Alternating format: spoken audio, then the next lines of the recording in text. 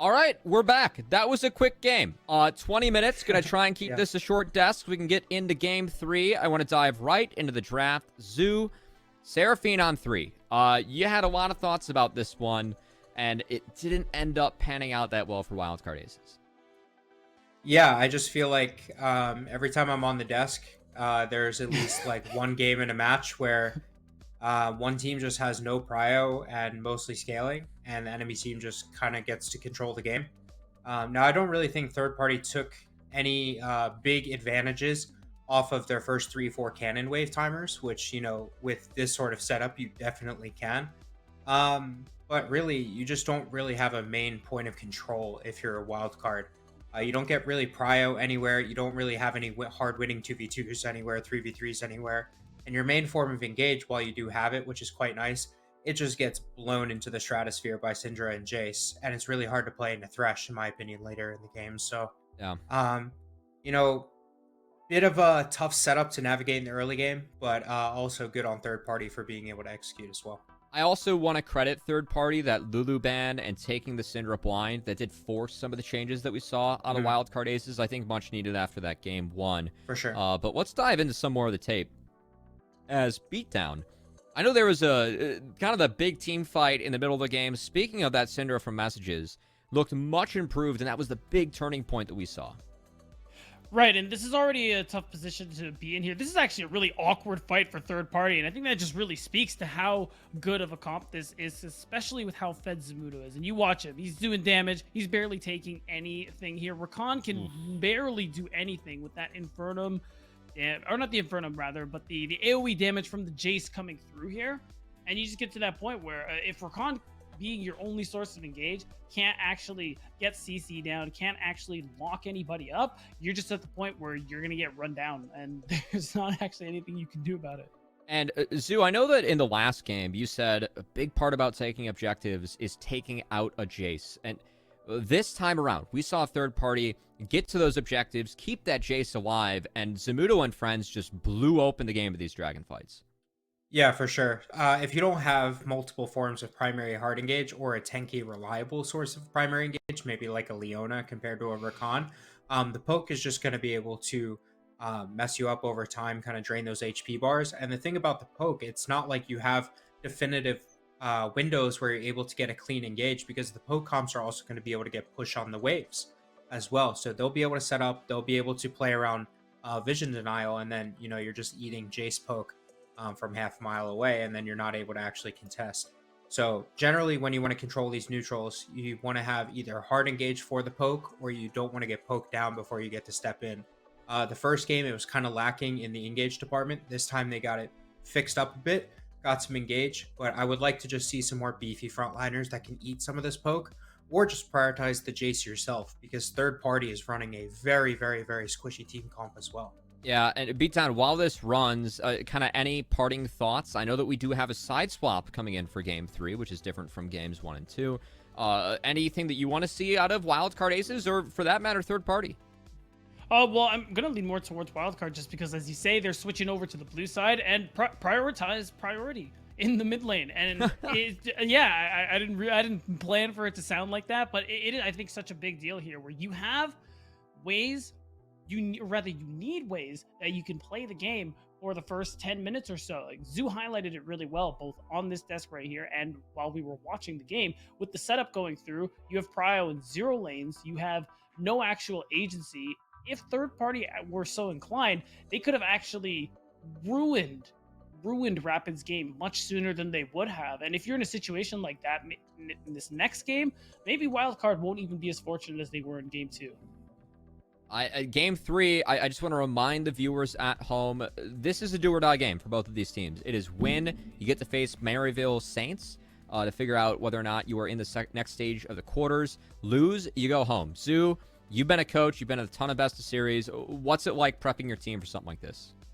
I think the main thing is just understanding, try not to carry the weight of the first 2 games into the third game. It's its own fresh game. You're basically playing a best of 1. You need to keep that mentality.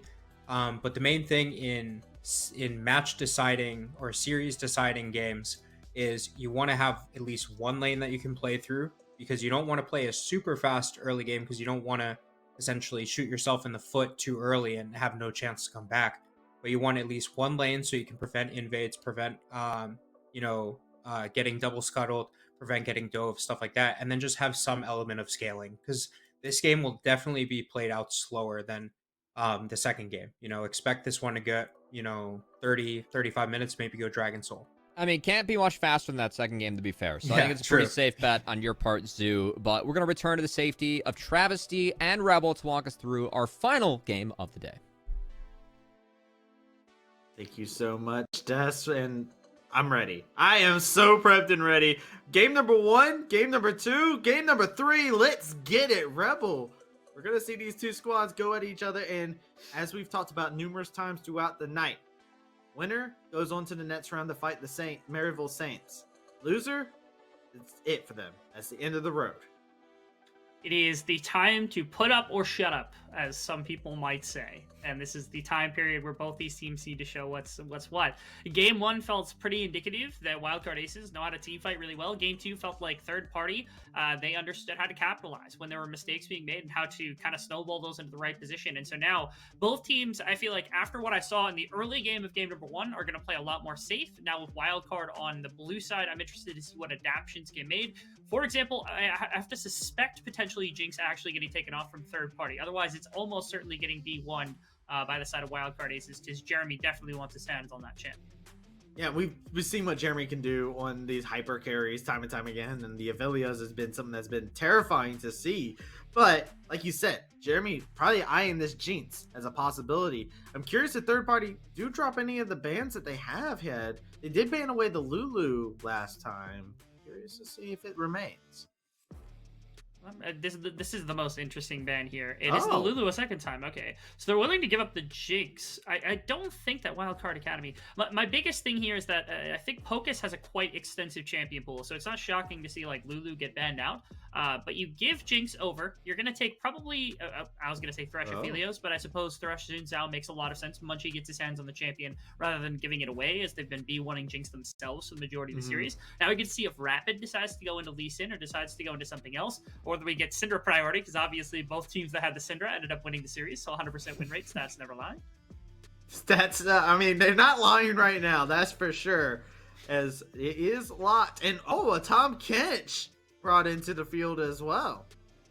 Interesting as the take for Bacchus here. Again, I've loved it with the Jinx. I think it fits almost even better than the Thresh, because it does quite a bit for a team when it comes to being able to sandbag in the bottom side. It also still has the same setup as what a Thresh kind of provides in the same situation. So definitely when the Thresh is taken off the board, this is definitely the pick that I would like to see.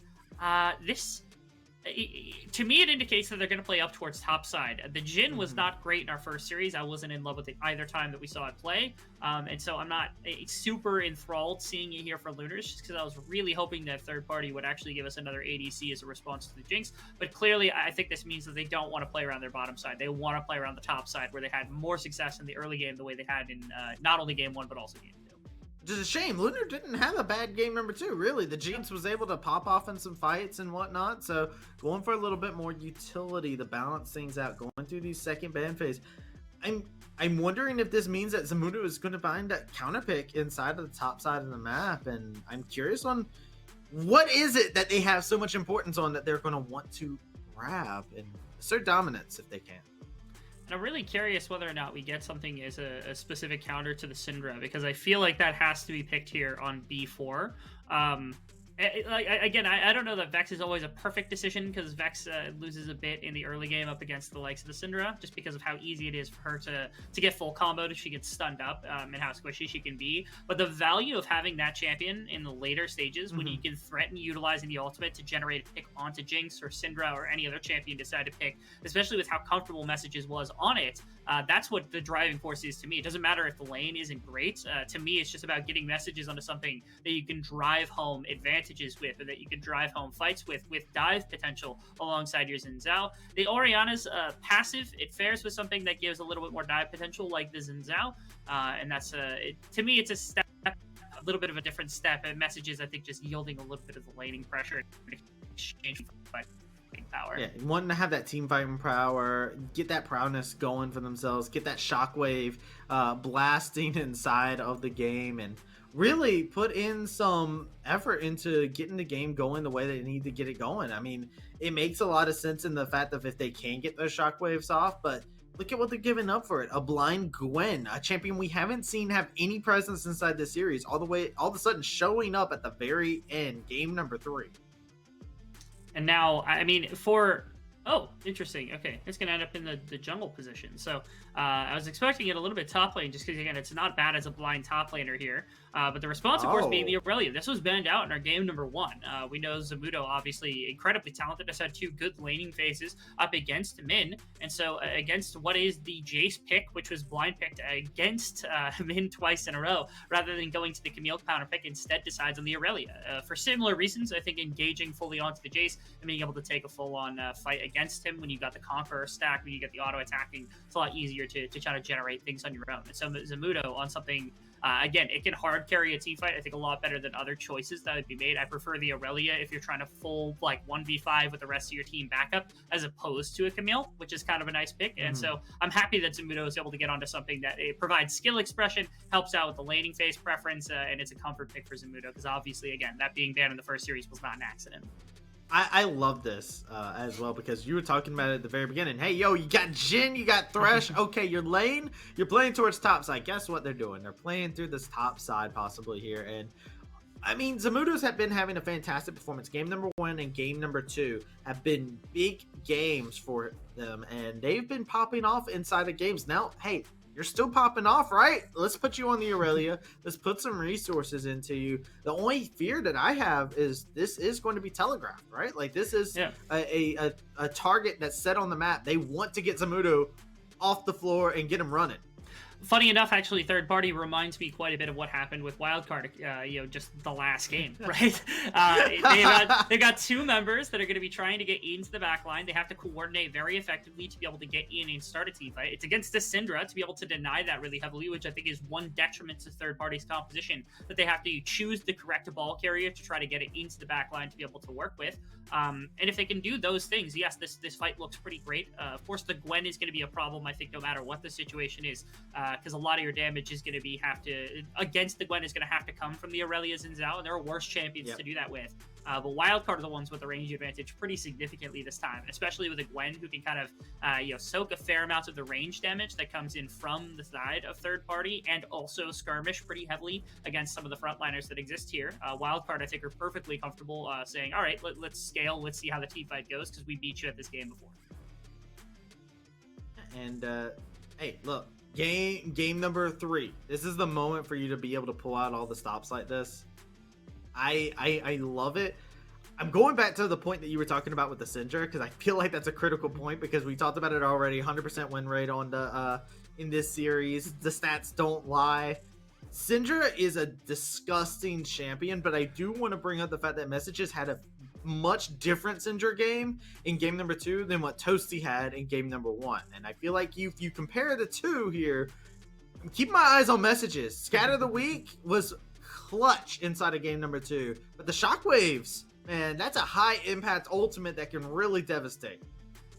If you can find a way to get the ball into the right position to punish Wildcard, especially if they are enigmatic and anything close to what Get Back was getting earlier today, especially with the range advantage that is held by Wildcard aces, that will devastate the scene pretty heavily in very significant ways. To be able to tag onto basically 3 squishy champions, 4 squishy champions if you count the Gwen, if she actually gets tagged and doesn't go immune, the ultimate comes through and it just completely destroys this team from top to bottom. It doesn't matter what engage comes through. You can link it with the Zhao, the Aurelia, the Jhin can follow that up. It's too much to be able to work with. One good ultimate from the Orianna could actually make a pretty big difference in this game.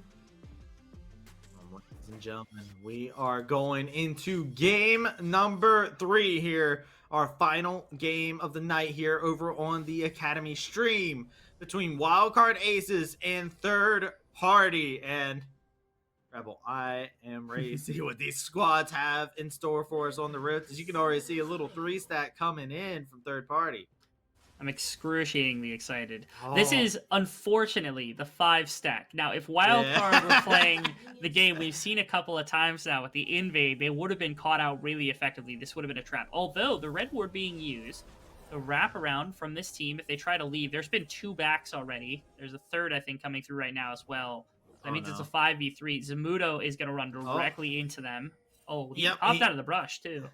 Yeah, he's fine. He is going to be safe. So that works out good. No ward put down, though, so they don't know. But they do see some of the members leaving the jungle. Just the 1 ward left residually to catch when Munchie would be crossing from red to blue or blue to red through the raptor area, which is something to pay attention to. I've seen some really creative pathing to be able to get around that kind of thing, but ultimately it probably just Munchie just doesn't care all that much about it, and so we'll just path up to it, especially if he starts on bottom side, because the ward might just expire before he even has to worry about getting spotted out on it. So the only information they do get, he won't be on top side for a bit of time. They'll know he's probably started on bottom. And the question of just where is he going to be. So that is a lot of information that Wildcard Aces do get, but they still don't see him directly. They have that information, but they still have to play a little bit of the guessing game, just narrowing down the probability of where he is and where he isn't. As we're in the laning phase, minions or waves are going to be crashing against one another, and the trading will happen. Curious to see if this will be another game like the last one, where we kind of just saw these teams play a little passive for a little bit, and then it's just one moment that unhinges the game. I'm expecting a little bit more passive. Again, these 2 teams, they both shown a propensity to liking to take the game pretty long. Again, that last one probably would have lasted a lot longer had it not snowballed out of complete control. But our first game was a very long one, a very drawn-out one, likely due to just the flipping gold lead a lot, but also because Wildcard likes to rely on their team fight quite a bit. And so I expect that to remain true in a game like this as well. Even if they've got a composition that fits pretty well around a team fight, that kind of thing, it only makes sense that they're going to go back to comfort, and that seems to be a little bit more slow of a style of play. Now waiting from the Fog of War, seeing if they can catch out Toasty. Scatter of the Week has already been used. Munchie not going to catch Toasty out of position. I do want to highlight, we do have a Jace yet again, but this time it's a Jace with Phase Rush, by the way. So he's going to be looking to run away as fast as possible when they go into hammer stance. Yeah, it's a situation where, against the Camille, she has one way to get in on top of you, and so as long as your E is up, you're not going to fall, or as long as the E and hammer stance is up, you're not going to have that big of a problem. But against the Aurelia, if she tags you with a stun, tags you with the ultimate, something like that, you need to be able to get out of dodge without burning the flash every time in case the flash has already been burnt, and Phase Rush is the only way that you can actually accomplish that feat. Nice play from Is Toasty. this a solo kill here? They're looking for it, trying to get a little bit more damage. Wow. The autos not going to secure the kill. Munchie is going to charge forward, but will just be a trade of flashes between the mid and jungle. All right. Props to a lot of people for a lot of plays that happened right there, but Toasty, you are an animal for that sidestep. That was perhaps like pixels from actually. Yes. I feel like I could see his foot cross the line and then cross back over the line of the W from Sin Zhao. I was sweating very heavily. Forced the flash from Munchie, got his own flash, so at minimum they do have that to bank on. And messages didn't have to burn anything, which is beneficial, as that means the mid lane matchup can be aggressed against a little bit further in the future. As finally some noise across the map as the gank comes through. Comes in. Summoners have been blown. Messages still has theirs. So it could be a possible repeat gank. And we've seen Munchie has been hovering around this mid lane. So quite possibly could see this Xin Zhao wrap around yet again. Grabs the scuttle quickly as can be. Possibly waiting for a Rapid around the corner. Rapid will spot him. Now you will. Actually, we'll spot out the first well. Oh, the head splash over the wall immediately. Death Sentence only catches on 2 pockets. Messages is the first one to arrive. Click the lantern, get a little bit closer, but won't be able to find much past that. Just blow a little bit of damage onto him and force the flash from Rapid. And normally, it's very common to see a Gwen not take flash in top or in jungle. Well, you saw the Ghost, I think, just earlier today. Ignite wouldn't be bad. Exhaust, another really good one. And here, the flash is actually out by Rapid, which is the only reason that Rapid is still alive. Out of wit with the amazing Hex Flash to find that angle. Opens up the bottom side a little bit. Able to see a little bit more. Zamudo Check versus this Zamudo out. one-on-one. Zamudo in trouble possibly here. The hammer stance was able to shove him away. Toasty trying to see if he'll be able to assist his teammate. Here he goes, Zamudo. Just going to go ahead and give his life. First blood, no assist to Toasty. Gotta be the attempt coming out. There was really much no other alternative that Zamudo could have actually chosen. You walk underneath the tower. I guess you could try to get one execute onto a minion or something with your Q and bounce out, but that's the best you can do. So the flash traded onto Min, no assist going over also to the Syndra, is about the best of both worlds, especially since Zamudo held enough of a CS lead that it mattered, and in the meantime, his team was actually getting the dragon. So there is that to speak of as well, that there is a neutral objective in the party in favor of third party, but that is a first blood for the Jace. That's a pretty big amount of gold. This is Min finally getting the opportunity to flex the Jace muscles just a little bit. Oh, right now it's Toasty! messages getting flexed on. Toasty finds a solo kill and power has been unleashed, and messages got outskilled. Oh my goodness, right there. Phenomenal set of combination from Toasty. This was the topside play again. It looks like Zamudo was taking a good amount of damage, giving back quite a bit to Min as you saw the hammer as Toasty came in from the wraparound. And again, your only chance here is to flash Q. He's lucky that he didn't get hit by that spell because it would have given the assist, but it is a 400 gold play into Min's pocket when he was up, basically that amount of CS worth of gold anyway. So trade of top lane for a bit of pressure on both sides, but of course that led to the dragon, and then ultimately led to Toasty getting that solo kill up against messages. Is the mid lane has not looked particularly good for messages this game. I'm not loving what the Orianna has had to have during the laning phase, especially against the Syndra, who now pulling a kill of her own, having enough mana, having the penetration, starting to look a little bit scary. The target set now onto the top side. Wildcard Aces looking to put Zamudo's name down in the dirt as 3 members were up here top side. Orianna was on the rotation. Did not get caught out of position there. Jinzhou and Thresh on the way to act as a cavalry to help keep Wildcard at bay. Toasties over here inside the lane. Perfectly fine with this minion wave exactly where it is. Full lane swap coming out actually from the side of Wildcard Aces. They're going to put Jinx up into the top side just as fast as possible. And the Jhin is still bottom side catching. And I think there's a lot of benefit to doing this. Right now, I think the primary benefit is that there is no swap coming through from Lunar anytime soon, which means Zamudo either has to walk directly back top lane, where basically he's not going to be able to enter the pit at all, because this top side is controlled for the most part by Wildcard Aces. They've got their bottom card here. I want to see Rapid get here pretty quickly, contest the Rift Herald, take this one away.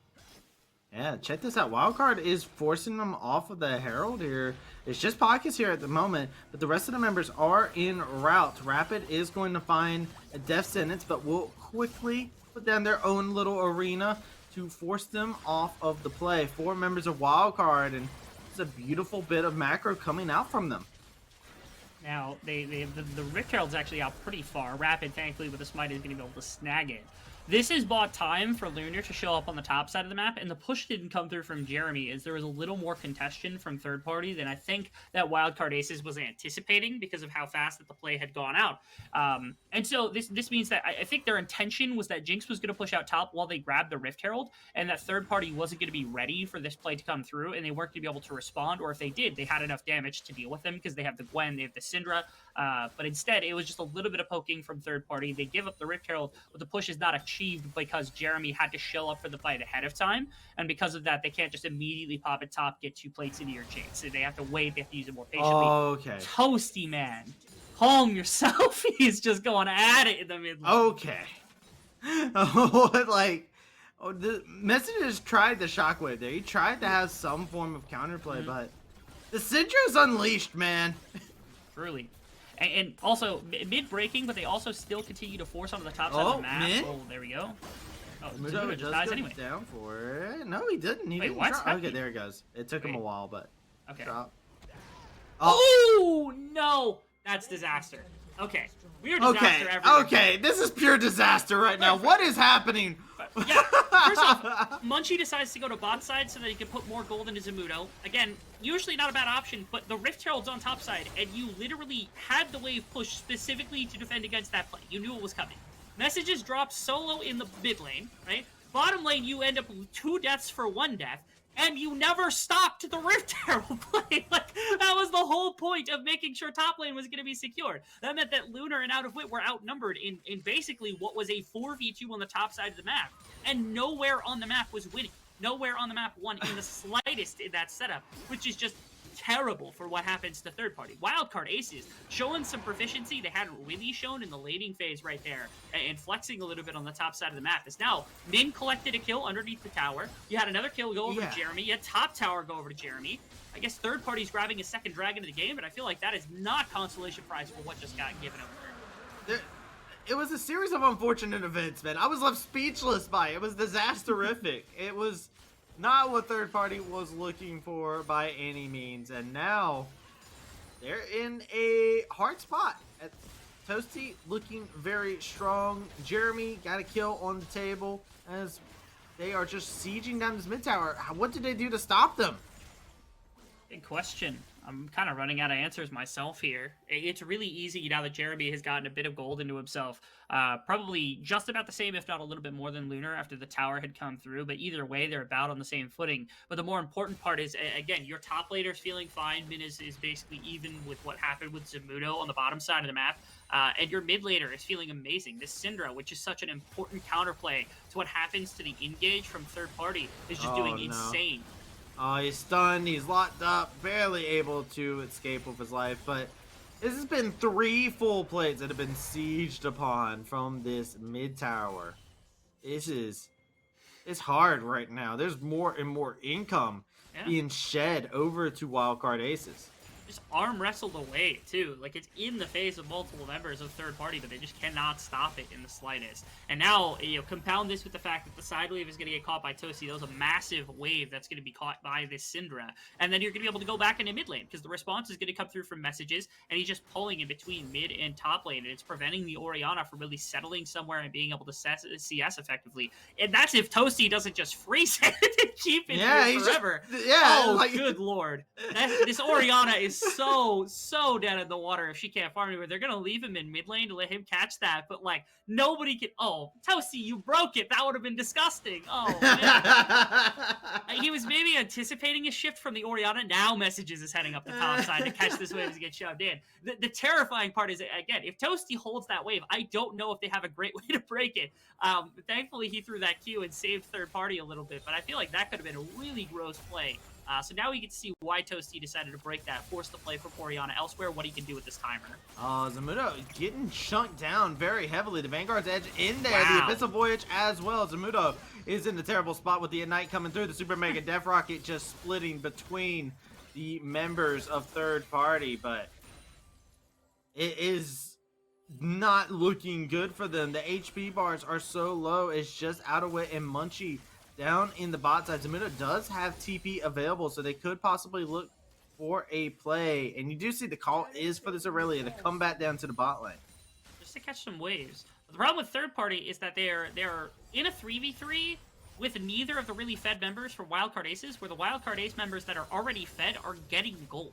Right? You're not doing anything to advance anything for third party. They're not like winning out this bottom lane play. They're not getting kills. They're not getting tower plays. They're just not yielding to any of the pressure that's being applied on the bot side. If that is if Zamudo does go down, okay? Yeah. He's got a lantern. He clicks onto it. He will escape the grasp of Tom Kench. But again, the whole point of this is that, like, Zamudo is supposed to be one absorbing resources, but they're not getting him any gold. Nope. They're just preventing him from getting punished, while simultaneously letting Syndra and Jinx continue to farm. Like, if that phrase had been kept on top side and this whole thing would have happened, Orianna would have pulled 0 minions over, like, the last 2 minutes of the game, and that would have been a horrible place to be. Like messages would be at 76 CS at 14 minutes into the game. It's like 5 CS per minute. That's, like, not okay for an Orianna. It desperately needs to be a Lich-Bin for this composition.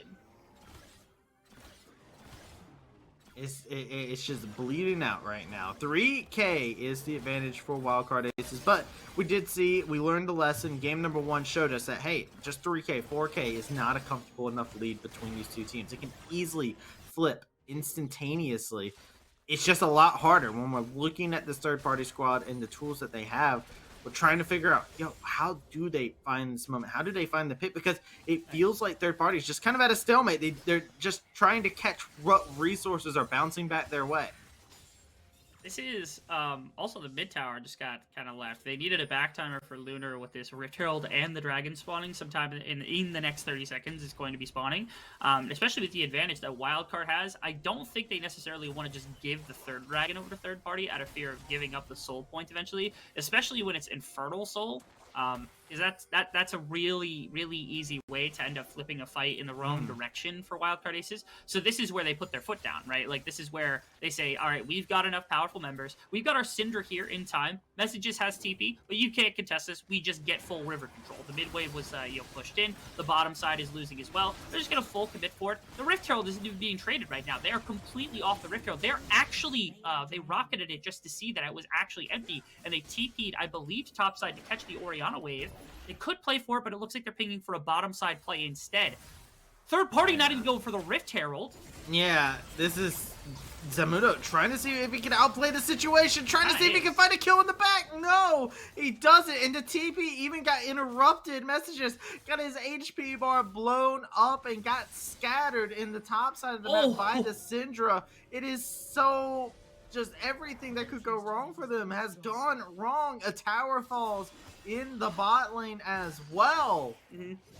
Oh, they're late on that too. That Rift Herald could have been started a second ago. That's the best I could say about it, because it's not really where you needed to be either. Because the bottom side pressure was getting laid on. You knew the dragon was getting taken. You heard the dragon get taken, and yet Zamudo still got played against on the bottom side of the map. They just now got Rift Herald, but that's not that much of a value when you lose an entire bottom tower, especially to the pockets of Jace and Gwen and all the members who were down there. I think Jeremy was a part of that one as well. It's just not great, right? Like you get a Rift Herald, maybe that nets you a tower, but you gave up a tower and a kill in order to get it, and you got basically nothing on the other side, and this is after a dragon went down. Wildcard Aces, again, chaining objectives together, making it difficult for third party to stop this domino effect from really just taking over the game.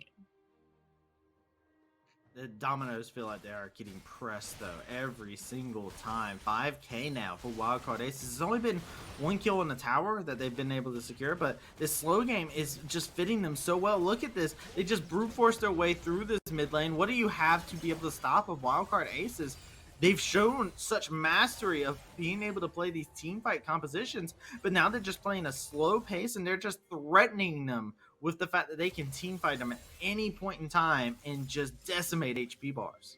So far, this team has done a really good job making sure Min has not fallen victim to Zamudo either, because this was a trap that they could have fallen in, where all of a sudden their Jace isn't very powerful, gets shut out in the laning phase, Zamudo becomes this power play, and they just haven't yielded to it at all. Third party have not been able to get this Aurelia going. Yes, you have a 30 CS advantage, but that means very little when it's 2 kills and multiple towers now probably into the pockets of Min. I don't know how many plates he picked up, but that's big too. Just global gold in general that's going into the Jace's pocket more than makes up for that fact in the top lane matchup in the one-on-one, and because of that, I mean, the fact that the rest of the map is winning is just it's a deterrent very heavily for third party to ever look for a fight, and they're the ones that have to try to force here, right? Like, they're the ones with the Xin Zhao Aurelia composition, they're the ones with the shockwave to be able to use, they're the ones with the team fight that's supposed to be effective in getting on top of Wildcard's composition and trying to throw in disarray like that. But when Wildcard is ahead in gold, when Wildcard is preventing your kind of engages from really being anywhere near where they need to be, and when they have the amount of poke that they do,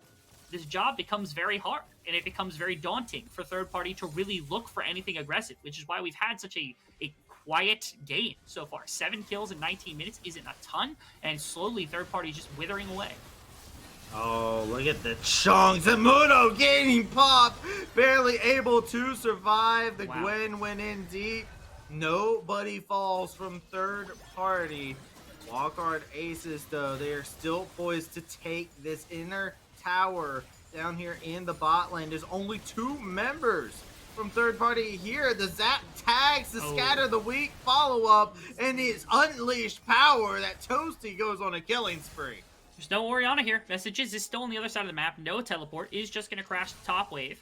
But that's what you got. This is your response. This is the wave getting dumped into the tower. It's not even going to be the full tower going into the Orianna. If they spotted her there, they'd probably continue the push on bot or maybe force further onto mid. But I understand that Messages needs to get off the wave to make sure the cover is there for the base. But, like, Again, if you are playing on all 3 lanes at this point for third party, you should not be. It's not able to be done, because you can see when Wildcard Aces decide to play on 2 lanes, or even worse, they decide to play on 1 lane, how do you stop them from just attacking, from forcing themselves into a tower, into a kill, onto out of wit? There's no way for you to do it when they have a lead this sizable.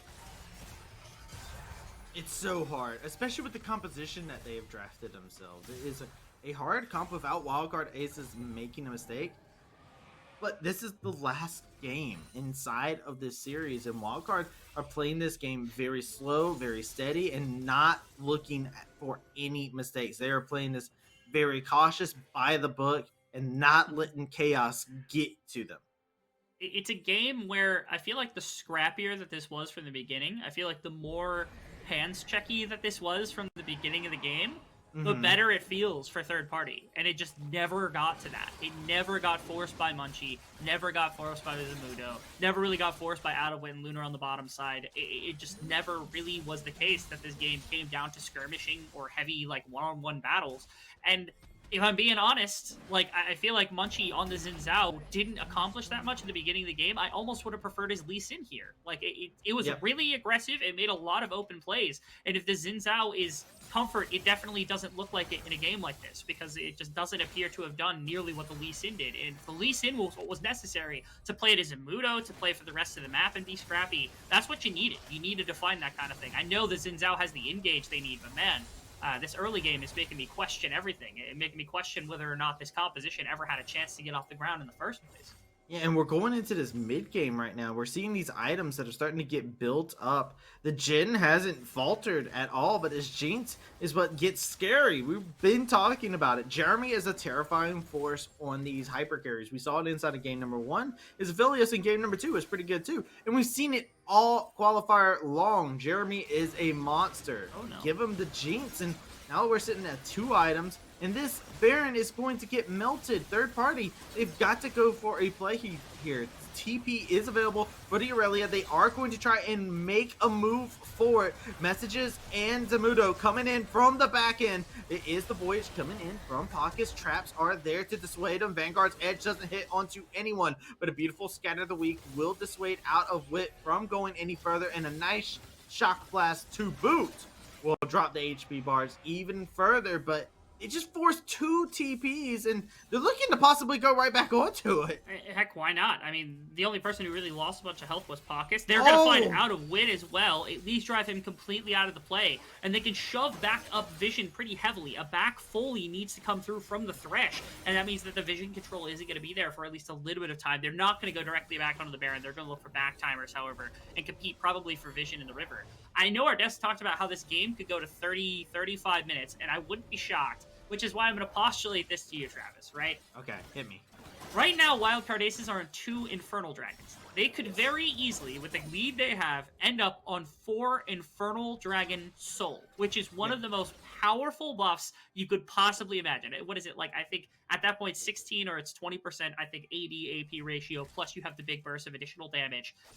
Absurd amount of damage that could come out of a Jinx, out of a Syndra, anything like that, and a Jace also. This poke, this range, disgusting. Third party has to find a way to stop that, because if we get to 35 minutes, this game will literally have just been decaying off the bone for third party the entire time. I will love being able to see a Syndra just full burst somebody with a single E, a single Scatter of the Weak, probably just full eviscerate somebody with Quadra Infernal Drake Soul. I kind of don't want it to get to that point without either A, third party doing something, or B, third party throwing the game. I feel like it will also give some people some nightmares to see something of that level. But yeah, I'm with you. Third party has just been slowly melting away, and they've got to find some sort of moment, something proactive that they'll be able to do, some sort of Hail Mary they'll be able to throw out, because as it's going, the lead is just growing over time. Now at a 6K, it's a slow burn, but the burn is still there. It's still affecting them. They're still feeling the effects of it. They've got Vision here. They're trying to secure some of what Wildcard is looking to go for, while Wildcard is just denying every single bit of Vision. These shock blasts are critical. I mean, their party's been forced away from the pit again. They could just start this again. There's no vision in the pit. There's 3 blue wards because they desperately needed the vision. But they're just going to go back to what they were doing. They're going to take the Infernal Dragon, which I don't think is a bad decision either. Again, third party, the only thing keeping them alive right... Oh, actually, that was huge. Oh, goodbye messages. Able to live that with the lantern to click on. Get to safety, but... Yeah, Lantern Locket Shield was just enough to keep them alive right there. But you can see the problem that third party runs into, which is that they know how ahead our aces are. They know how much damage is behind this team, and they know how hard an engagement is. The only thing keeping them alive is the fact that they aren't fighting. But the only way to turn this game back around in any extent at all is to fight and win a fight. I know they're trying to farm things out. But, okay, yeah, this is Zamudo and messages. They've doubled up, just making sure they can get the tower. This is a good way to get some gold in the back pocket of 2 of your big carries. That's quite nice, actually. This is a really important play. I'm surprised nothing came about. It has to be off the back that they know that Wildcard is just going to be going for the dragon, and so they're not willing to sacrifice more than, like, at best, a reinforcement, so they can just force their will on the tower. Actually, really insightful play from third party to be able to pull that one back, because I know right now they're kicking themselves, trying to figure out a way to get gold into the right places to compete with Wildcard, now that a 5-minute timer has been set for their doom. Yeah, tick-tock, it's ticking away. The clock is running down for Soul Point in favor of Wildcard Aces. And third party, you now have a 4.5-minute timer on when to find a play, to find your moment to mount a comeback. Nice little bit of gold, like you said. Glad they're looking for the plays here, but look at this. They're trying to just death brush here, but they can't catch anybody out successfully. Pockets can smell them. Very interesting. They're able to get the vision out of the central of the river, or the center of the river here, for the aces against third party. As they do that, again, it's difficult to push anywhere else. And third party has also caught on to the fact they can't really have any more than any more than one side laner. If they go to a 1-3-1, they're going to get blitzed. They're going to get attacked pretty quickly, or at least the poke is going to wear them down so bad that they're going to have to leave, and all of a sudden you don't have all your members on the map. It's going to be easy enough to blitz at that point for Wildcard. And so they're keeping everyone together, but again, it's kind of pinching off some of the resource you can have. You can see they're bolstering some of the CS numbers for their Orianna and the rest of the members of their team by taking away the camps, but that means that Munchies in 27 minutes is at 127 CS. Doesn't even have a second item on the Xin Zhao.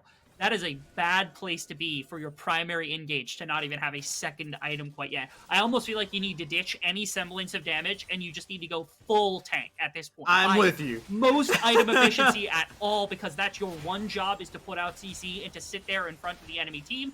And those are, like, the damage isn't going to do all that much because you're not going to be the damage dealer. The only chance you have is to be the damage soak and try to let your team do the damage. Try to let the Aurelia get into the fight. Try to let the Jhin do some work.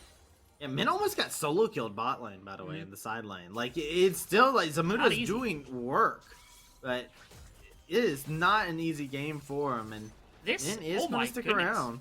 That's a bad idea. That is a bad idea. Okay, less of a bad idea. Blast. Okay. See, I thought Zamudo was going to make a schmoove on Min right there. I thought he was going to bounce through the wave, heal up like 400 health, and just immediately jump onto Min.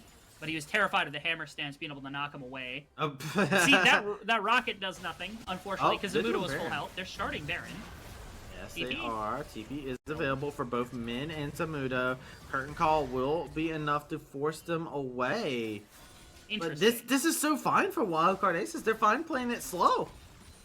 See, they're fine playing it slow, but they are giving gold back to the wrong member, right? Zamudo is now on 2 items, 2.5 items, starting to get into 3rd item territory, which is making him all the more terrifying. And again, this is perhaps the one member alongside Messages that can really mess up Wildcard Ace's chances at just outright winning this game. They only have to be ready to fight in 2 minutes. In 2 minutes, if they are prepared for a fight and they find any semblance of a solid engagement and turn the game at that point, all of a sudden you have a battle for the final dragon for Infernal Soul on either side, which will be a massive boon to the team fight of either team. We might still slow play it from there, end up at like an Elder Soul, something like that, 3rd, 4th Baron territory, which would be terrifying for how slow that this game has been.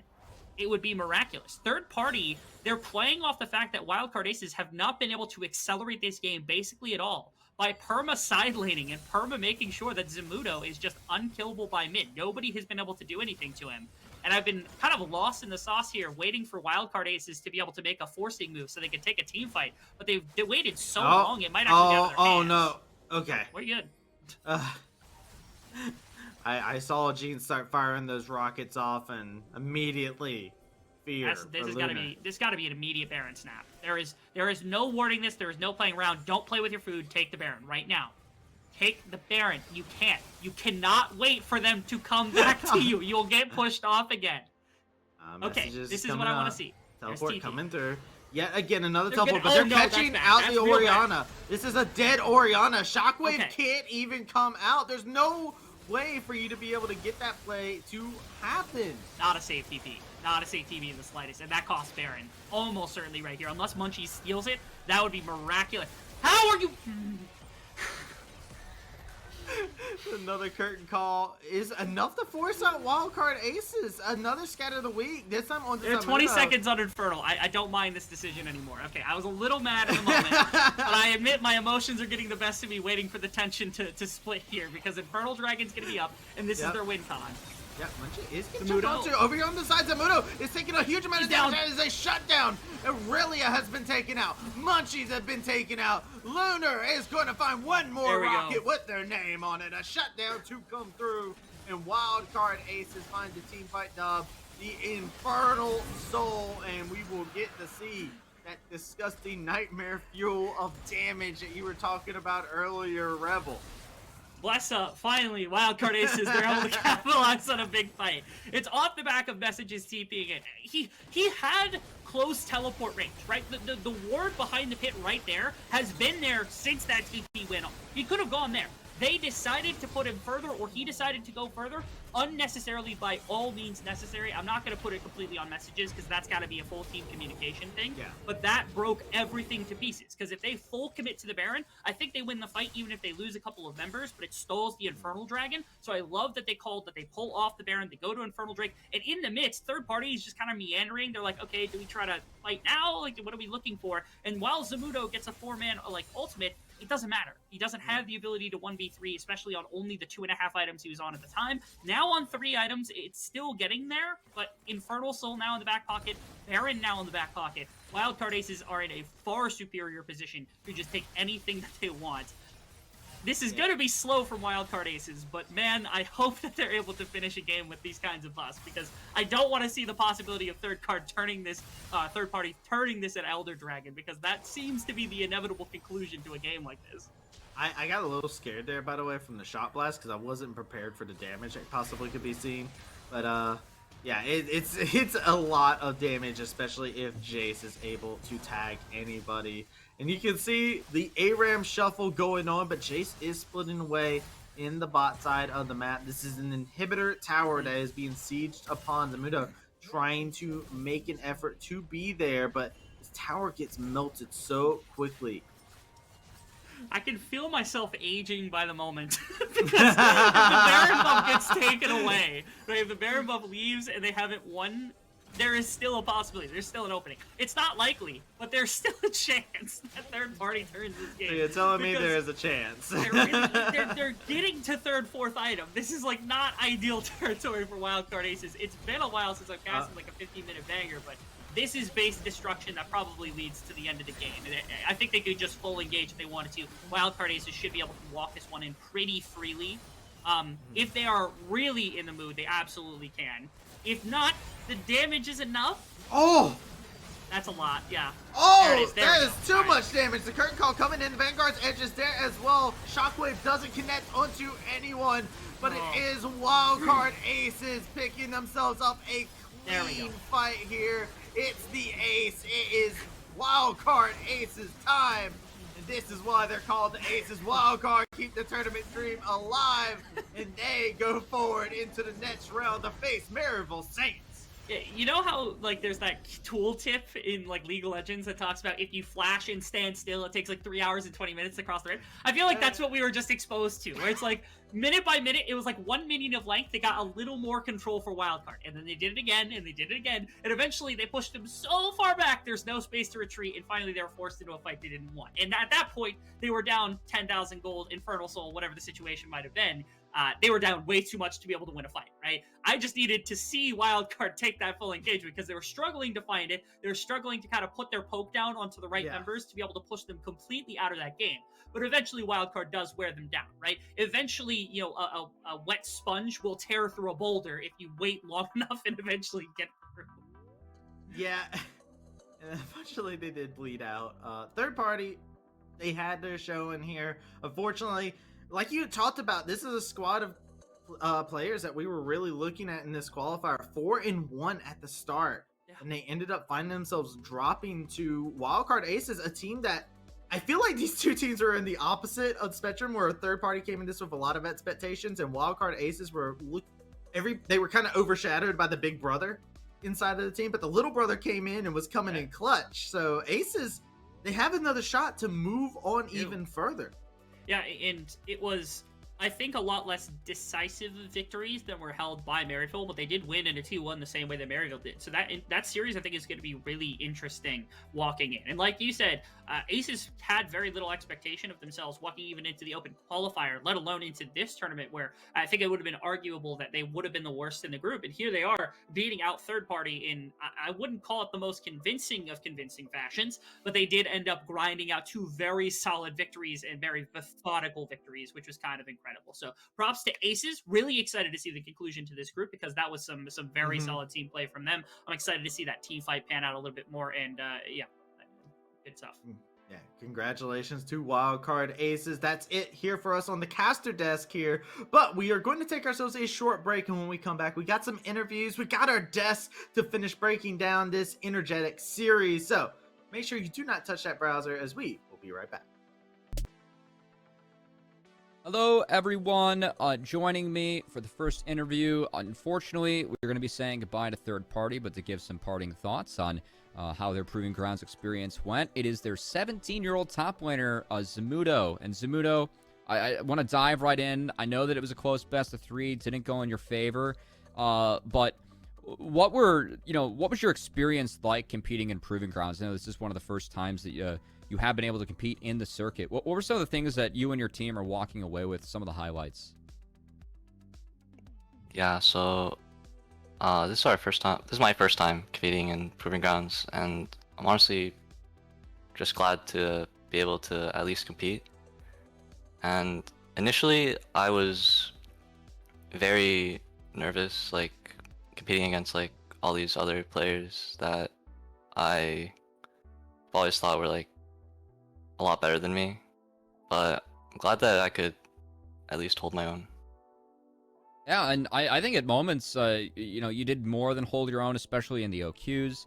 I know that especially game 1, we were highlighting your Jace play, that solo kill you got. You were level 5 versus level 6.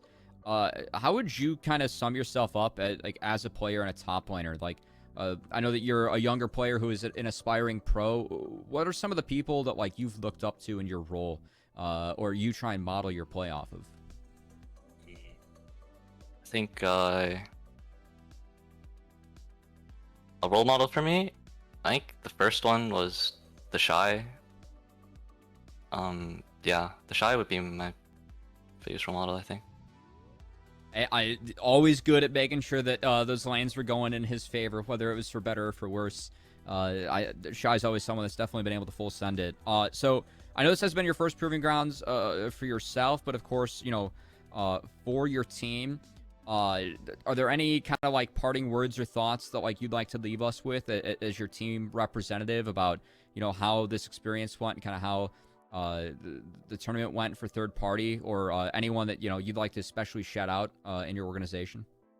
And I would just like to shout out everyone on my team. They're like all like amazing and gifted and talented. Like, yeah, I'm just so glad I could compete with them, and I hope that maybe we can improve and compete again. Yeah, well, I know that one big part about this tournament and making the top 16 is that you do get access to Champs Queue, and you are able to play in there. I know that I saw you queuing up the other day. What has that experience been like, and how has that kind of helped you elevate your play as well? Playing Champs Queue is it's honestly really exciting for me.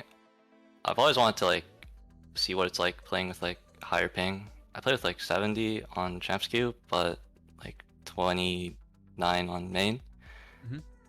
It's taking me a while to get used to it, and honestly, I'm getting like gapped, but it's been really fun so far. Yeah, I'm sure that, getting to play with and against a lot of those pros in North America, I know from talking with a lot of the amateur players, it's been really cool. And of course, as long as you have that GM Plus account, that is an account that you are able to keep in Champs Queue, which is awesome. Zamudo, before I let you go, any other parting words, thoughts, shout-outs, thank yous you'd like to give? I'd like to, I don't know if he's watching, but I'd like to shout out my brother, because if it wasn't for him, I probably wouldn't be able to like play this tournament, just because my parents are were initially like pretty against me like playing like these kinds of things and like spending my time on League. Mhm. Yeah.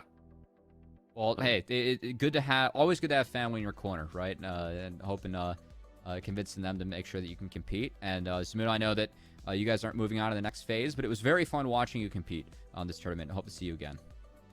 All right. Thank you. All right. And with that said, we're going to go to a short break before we come back with the winner's interview, talking with a member of Wildcard Aces. Hello, everyone. Welcome back. I'm going to be joined by the victorious member of the Wildcard Aces. That's going to be their mid laner, Toasty. Toasty, congrats on the win. I just want to get your quick reaction. I know that game 2 didn't go your guys' way. It was a quick win for third party. What was it like going from game 2 to game 3? And what was it like for you, playing a game 3 do or die match in your first proving grounds? Yeah, I mean, I was really nervous. Like in game 2, well, after game 1, like I felt really happy, but in game 2, like I grieved, and then we lost so fast, so that was definitely a mood killer. But did a little bit of resetting, kind of had a little laugh with the team. I meditated a little bit. Shout out to Dan. I was just prepped for game 3, but I was still super nervous. Like I thought I was gonna troll. Well, you guys did not troll. In fact, it was a really clean third game. Might have taken a little bit longer than usual, but of course, in the do or die, you guys are making sure to check all the boxes. A big part of that, especially in the draft phase, getting you that Syndra, the champ that you played in both of your wins. Is this something that you think is a pick that you feel more confident on? Is this something you just think is strong in the meta? Tell us a little bit about Syndra and you. Yeah, I'm definitely more comfortable on Syndra than the other champs on the meta, I think. I think like growing up as like a player in amateur, I kind of like lean towards the Syndra, or I like learned that pretty early, so that was definitely a more comfort pick of mine. Yeah, and hey, for you and this team, so I know that it's been you guys are Wildcard's developmental squad. I know it came to a big surprise to a lot of people that you were the only team that's representing Wildcard in this tournament. What's that been like for you guys, and have you been able to get any extra help or resources from some other people in the Wildcard org to make sure that you guys are ready to go on game day? Yeah, we've definitely gotten a little bit of extra help. Like a few of the coaches or like analysts, they always just hop down, give a little bit of words of wisdom, now that like they have a little bit more free time. It was definitely really surprising to be the only wildcard roster. I think the main roster is like super good, so definitely felt a little bit more pressure because we were the only wildcard team that was representing. But yeah, I think definitely got a little bit of help, and that might have contributed to a win. Well, yeah, and that's a big part of what you guys have been able to do. Of course, this was a do or die match. That win sets you up against Maryville Saints this upcoming Monday. Before I ask about that, though, as I mentioned earlier, this is the first split that we've seen you compete in a Riot sanctioned event. A lot of people behind the scenes may not know you're actually a young kid, still 16, playing mid. What are some of your goals with League? Is this something that's more of a hobby for you? Is this something that you're looking to pursue and maybe try and work on that path to pro and try and make one of those LCS affiliated orgs? Yeah, that's definitely the end goal. Like, I don't really play as a hobby. I want to win. I want to do this as like a job in the future. I want to play video games. I want to do something that like makes me happy as my job. So whatever I can do to win and like get on that LCS affiliated team is like a dream of mine. Well, hey, that win today was nice. As I teased earlier, you're now set to go up against Maryville Saints, and now a familiar setting for you, a do or die match. But as someone that's still in high school, what's it like going up, or do you have any expectations when it comes to going up against this collegiate roster next Monday? Well, I know Getback's a very good player. Like, I respect literally everyone in this tournament. Like, I don't really look down on anyone because I'm so new, so I think I suck. But I think my team's very good, and I think we can definitely put up a fight. Well, Toasty, you definitely did not suck today. I think that you and your team both performed rather well in your 2-1 victory over third party. Before I let you go, just want to give you the floor. Any other thank yous or shout outs you'd like to give? I'd like to shout out my team. I think everyone played really well, and they it might have looked like I smurfed, but I wouldn't have smurfed without them. I'd also like to shout out my coaches. I really needed help. That is all. Well, hey, I'm glad that you could get all the help you could use and put it to good use on the Rift on that Syndra and with your team. Nice to hear you guys. You credit in the team as a young player too. Always like to hear that. And hey, Toasty, congrats on your win. We'll see you again next Monday. See you on Monday. All right. Thank Well, you. with that said, I'm going to be rejoined by my analyst desk here as we say goodbye to Toasty. And guys, just want to hop back in. Wildcard Aces, I know we're coming out of the draft phase. Zoo, I do want to fly that so we can get a chance to talk about and revisit why we saw Wildcard Aces take the cake in that best of 3. Mm-hmm. We really liked their draft on the blue side, especially the opener they had and a couple of the responses too. Yeah, for sure. It seemed like whoever had Syndra would just win the game, and I think that whoever just had the strong blind picks, that get prio early, was set to win the game. Third party in the first game, they definitely had the tools to win. That game was definitely in their favor, a bit of a throw. But really, it was just the team that was able to take control early is the team that's going to maintain control. And I really like the setup from Wildcard. I think that their setup was definitely solid. I just think that once you essentially get a positive Herald play and you also punish their cross-map play when you have champs like Jinx, Syndra, Jace, you just can't lose. And a positive Herald play is we're going to start some of the replays that we have. Beatdown, want you to walk me through this one. As I mean, much of what we saw give Wildcard, or I should say third-party success in Game 2. We saw Wildcard Aces actually be able to accomplish in this Game 3. Right, and the thing is with this play too is the fact that it's like Zeus says, this cross map does get punished. Yeah, Min is going to go down, but the thing is with all this commitment from third party, the fact that he goes 1-for-1, I think is perfectly fine considering what's going on the other side of the map. Herald, you successfully take the top turret. I'm pretty sure they get the charge or at least, or maybe even a take on the tier 2. So you just get so much gold, and it's so positive for the side of for the side of Wildcard. And it's at that point where you basically, it was right here. Oh, it was this kill too. Oh my God. I just remembered that now. Yeah, that's at the point where like Wildcard are in such an insurmountable lead, especially with the champs that they had. I think the only thing to be concerned about with them going into next week is when you have leads like that, you need to be finishing sooner than what we saw. I know that part of it was, Game 3 nerves. Toasty True. Specifically talked about that a little bit. Zoo, you have a ton of experience working with teams in a do-or-die match. And I think that, one of the bright spots that we can recognize in Game 3, even though it might have taken Wildcard Aces a bit longer to finish, I think that Min really stepped up in this third one. Yep. Yeah, for sure. I thought his Jace was pretty solid. The Aurelia matchup is no joke, especially in the side lane. But some of the Jace poke was coming in pretty clean. he was able to navigate fights pretty well, and the Jace Syndra is just such a lethal combo, especially when you're setting up damage. I believe it was Smacks on the desk last week that was talking about when you have the Jinx, you want to be able to set it up, and just look how much single target burst damage they're able to put in.